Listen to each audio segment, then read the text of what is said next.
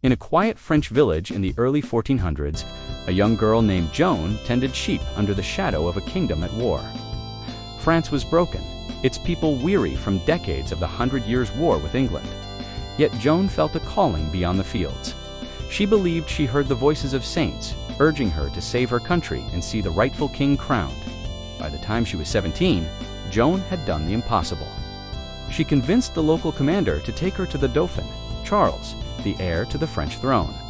Dressed in armor and carrying a banner instead of a sword, she arrived not as a soldier, but as a symbol of hope. Against all expectations, Charles listened. Desperate and out of options, he gave her a chance. On the battlefield of the tide of history turned, Joan rode at the front lines, rallying troops who had nearly lost all faith. Her courage ignited something deep within the weary soldiers. They pushed forward with newfound strength, driving the English back and lifting the siege.